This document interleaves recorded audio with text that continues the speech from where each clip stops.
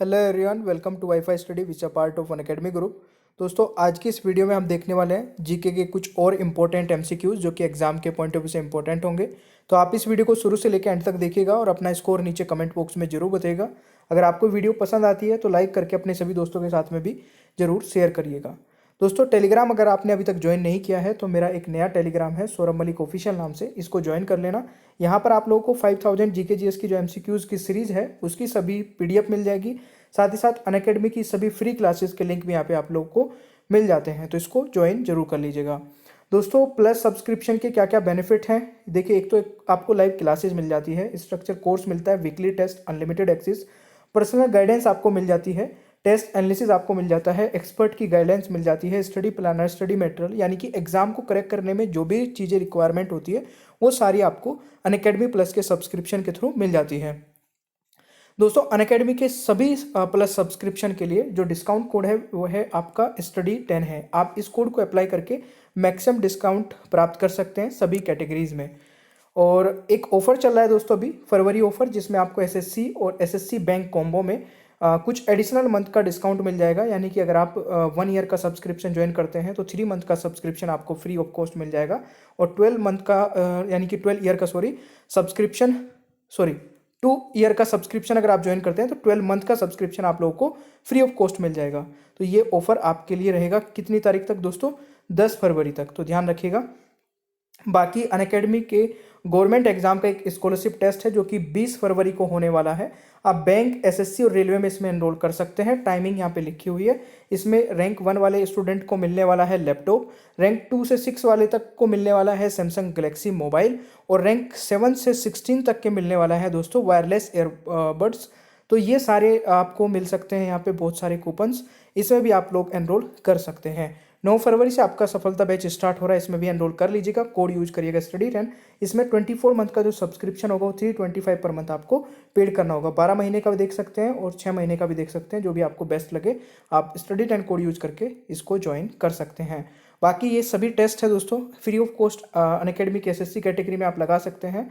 और चलिए शुरू करते हैं आज की वीडियो को, प्लीज़ पूरा एंड तक देखिएगा। दोस्तों, आज की वीडियो का पहला क्वेश्चन है, निम्नलिखित में से किसे भारतीय संसद का भाग माना जा सकता है? देखिए, कोशिश करिएगा, बहुत ही बढ़िया सेशन होगा कि पूरा एंड तक देखें और कितने क्वेश्चंस के आंसर आप सही कर पाते हैं नीचे कमेंट बॉक्स में जरूर बताइएगा। देखिए दोस्तों, जो संसद है हमारी, पार्लियामेंट है, ये 3 चीज़ों को मिला के बनती है, राष्ट्रपति, लोकसभा और राज्यसभा। तो इस क्वेश्चन का सही आंसर हो जाएगा बी, है ना। तो ओनली ए बी सी यहाँ पे इसमें इंक्लूड रहेंगे, तो राइट आंसर इज बी, ये आपको याद रखना है। दूसरा क्वेश्चन आता है, भारतीय संविधान के निम्नलिखित में से कौन सा अनुच्छेद भारत की संसद से संबंधित है? कौन सा आर्टिकल दोस्तों भारत की संसद से संबंधित है? जरा जल्दी से बताइएगा। इस क्वेश्चन का सही आंसर हो जाएगा दोस्तों अनुच्छेद 79, यानी कि बी राइट आंसर हो जाएगा। ठीक है, चलिए नेक्स्ट।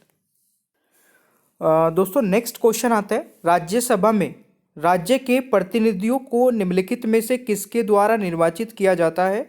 ये भी एक काफ़ी अच्छा क्वेश्चन है। तो राज्यसभा में राज्य के प्रतिनिधियों को दोस्तों नियुक्त किया जाता है elected member of the state legislative assembly, यानी कि राज्य विधानसभा के निर्वाचित सदस्य। तो इस क्वेश्चन का सही उत्तर होगा ऑप्शन बी, यह आपको याद रखना है।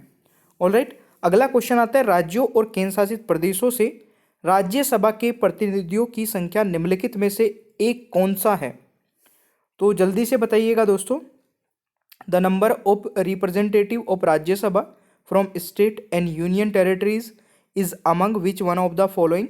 तो इस क्वेश्चन का जो करेक्ट आंसर होगा 238, यानी कि ऑप्शन ए राइट आंसर हो जाएगा।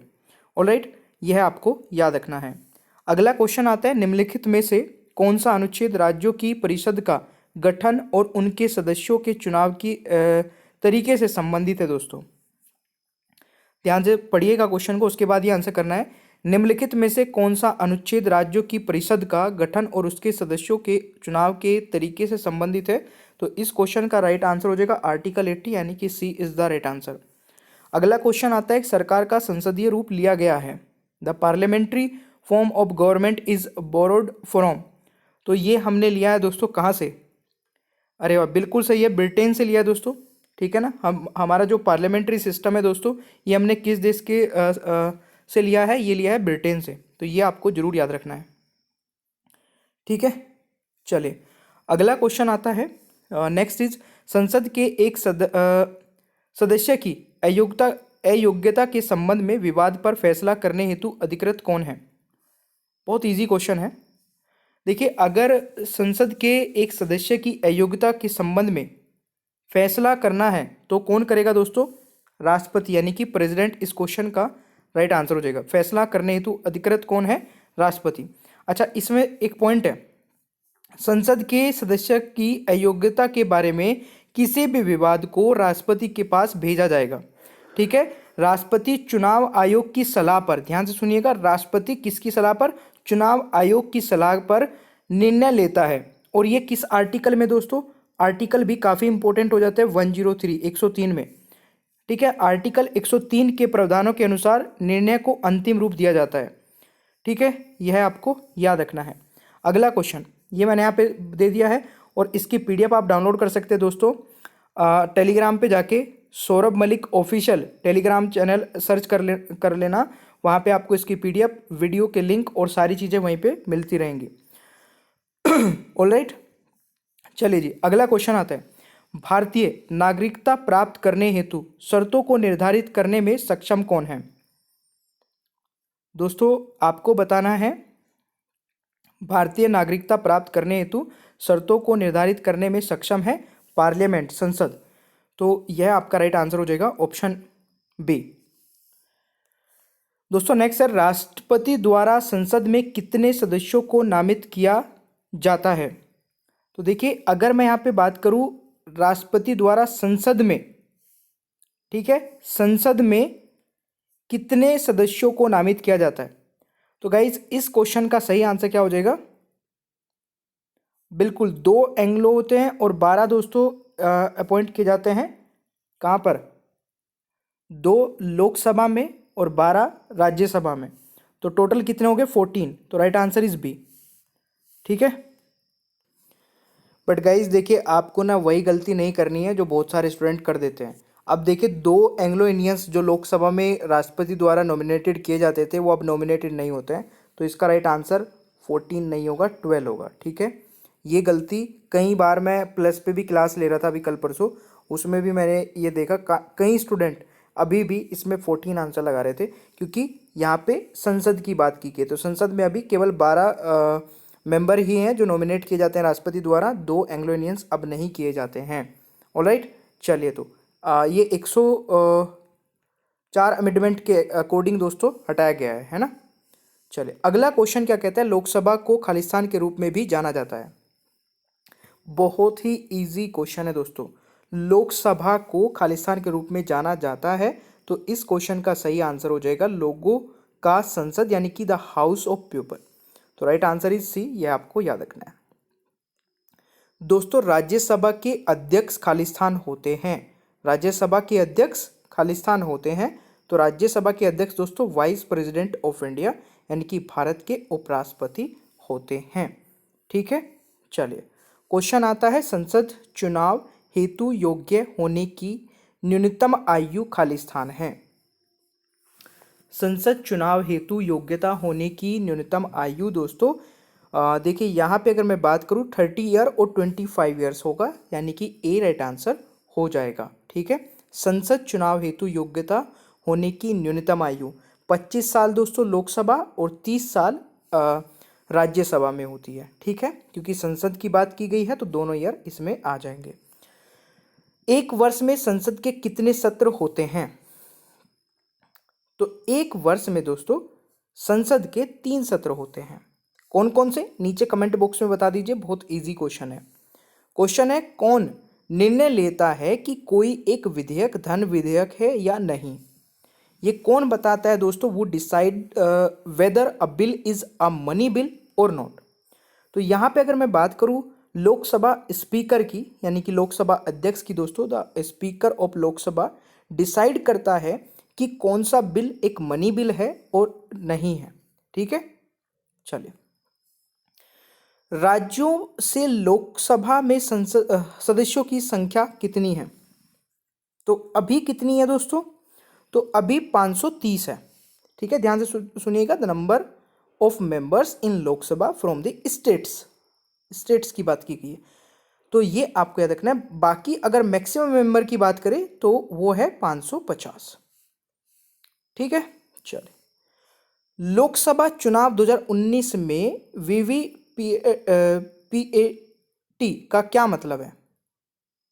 यानी कि VVPAT stand for the in Lok Sabha election 2019। Very easy question. यानी कि वीवीपैट की फुल फॉर्म आपसे पूछी जा रही है, तो voter verifiable paper audit trail, तो right answer is C. Question आता है दोस्तों, एक ईवीएम में उम्मीदवारों की अधिकतम संख्या कितनी हो सकती है? एक ईवीएम मशीन में कितने अधिकतम कैंडिडेट दोस्तों आ सकते हैं? तो इसमें ये 64 हो जाएगा राइट आंसर। ठीक है, चलिए अगला क्वेश्चन आता है, वर्तमान लोकसभा में विपक्ष के नेता कौन है? तो इस क्वेश्चन का राइट आंसर क्या होगा? तो इसमें यहाँ पे जो राइट आंसर होगा, अभी नन ऑफ दीज होगा राइट आंसर। ठीक है, क्वेश्चन आता है 2019 लोकसभा चुनाव है कौन से नंबर का? तो 2019 लोकसभा इलेक्शन इस 17th नंबर का लोकसभा इलेक्शन था दोस्तों, ये आपको याद रखना है। नेक्स्ट है, ईवीएम पर अधिकतम वोट डाले जा सकते हैं। The maximum number of votes can be cast on EVM. तो ईवीएम में दोस्तों अधिकतम 1500 से 2000 वोट कास्ट किए जा सकते हैं। ठीक है, चलिए नेक्स्ट क्वेश्चन आता है आपका, ईवीएम किस कंपनी द्वारा विकसित की गई है? बताइए। तो ईवीएम जो है Bharat electronics limited and electronic corporation of India द्वारा निर्मित की गई है, तो राइट आंसर हो जाएगा ए। दोस्तों नेक्स्ट है, एक वर्ष में लोकसभा के कितने सत्र आयोजित किए जाते हैं? आई थिंक ये वाला क्वेश्चन हो चुका है भाई, ठीक है ना। तो लोकसभा के पूछे जाए तो 3 हो जाएगा, ये आपका हो चुका है क्वेश्चन। निम्नलिखित में से क्या लोक लेखा समिति के बारे में से सही नहीं है दोस्तों? तो इनमें से कौन सा पॉइंट सही नहीं है? तो यहाँ पे लिखा है option C, it consist of 30 Lok Sabha members. इसमें 30 लोकसभा सदस्य होते हैं, तो रॉन्ग है। तो ये लोक लेखा समिति के बारे में सही नहीं है। दोस्तों नेक्स्ट है, क्या होता है जब लोकसभा चुनाव एक टाई से समाप्त हो जाता है? तो उस कंडीशन में दोस्तों विजेता का फैसला लॉटरी से किया जाता है, यानी कि the winner is decided by lottery. तो right answer is option A. निम्न में से किस श्रेणी का बिल केवल लोकसभा में शुरू किया जा सकता है? तो देखिए किस श्रेणी का बिल, ध्यान से सुनिएगा। Bill of which of the following category can be initiated only in Lok Sabha. तो केवल मनी बिल को लोकसभा में इनिशिएट किया जा सकता है, इसको राज्यसभा में नहीं लेके आया जा सकता। निम्नलिखित में से कौन सा राज्य लोकसभा सदस्यों की संख्या संयोजन गलत है? तो दोस्तों यहाँ पे अगर मैं बात करूँ, बिहार की जो है वो 39 लिखी है, बट है ये 40, तो ये गलत है। ठीक है, तो right answer is option A. Next है, जनजातीय मामलों के राज्य मंत्री कौन है दोस्तों? तो गाइस फटाक से बताइए राइट आंसर क्या होगा। इस क्वेश्चन का सही आंसर होने वाला है, बिल्कुल सही है, अर्जुन मुंडा इस क्वेश्चन का दोस्तों सही आंसर हो जाएगा। ठीक है, तो right answer is option D. Next question है, पीयूष गोयल रेल मंत्री किस संसदीय क्षेत्र से संबंधित है? जल्दी से आंसर बताइए। तो इस क्वेश्चन का दोस्तों सही आंसर क्या हो जाएगा? बिल्कुल सही आंसर है, और इस क्वेश्चन का राइट आंसर होने वाला है आपका राज्यसभा महाराष्ट्र, यानी कि राइट आंसर इज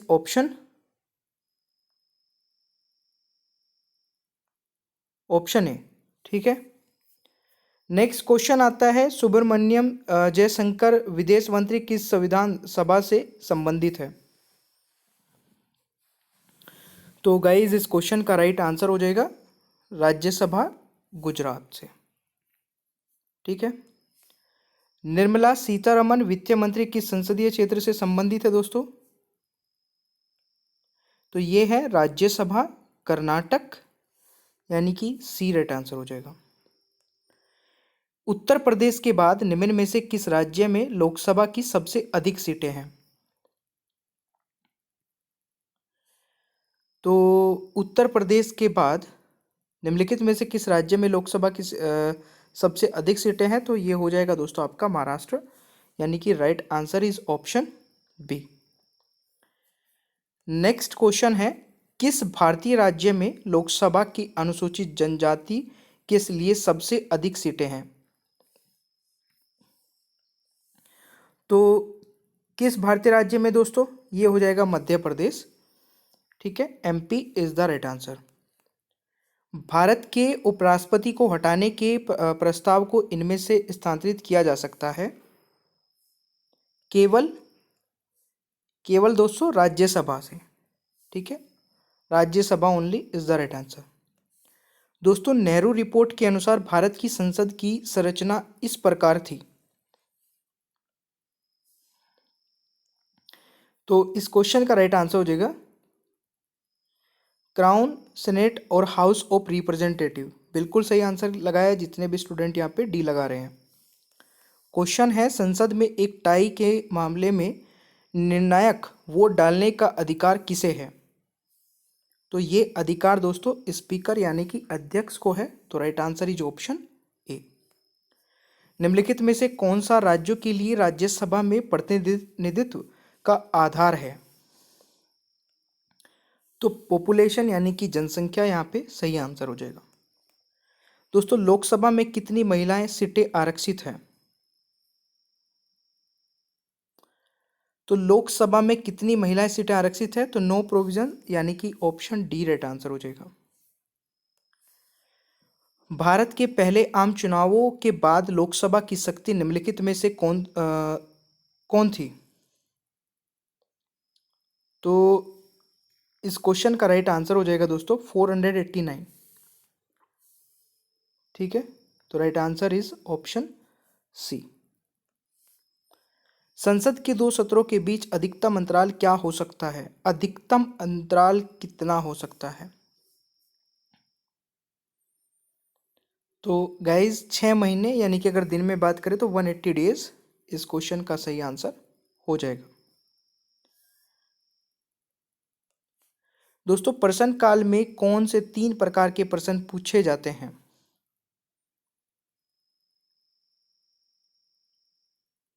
देखिए सेटर्ड, अनसेटर्ड और शॉर्ट नोटिस इस क्वेश्चन का सही उत्तर होगा, यह आपको याद रखना है। देखिए centred questions require a oral answer and they can be followed by supplementary questions, यानी कि तारांकित प्रश्नों में मौखिक उत्तर की आवश्यकता होती है और उनके बाद पूरक प्रश्न पूछे जा सकते हैं। ठीक है। अनसेटर्ड दोस्तों ये होते हैं questions are the one that need written answer, जिसमें लिखित आंसर देना होता है। Because of this they are not followed by the supplementary questions. और जो शॉर्ट क्वेश्चन होते हैं दोस्तों, शॉर्ट नोटिस पर्सन वे पर्सन होते हैं जो 10 दिन से कम समय का नोटिस देकर पूछे जाते हैं, उन्हें मौखिक उत्तर की आवश्यकता होती है। ठीक है, ये आप चीज़ें समझ गए होंगे।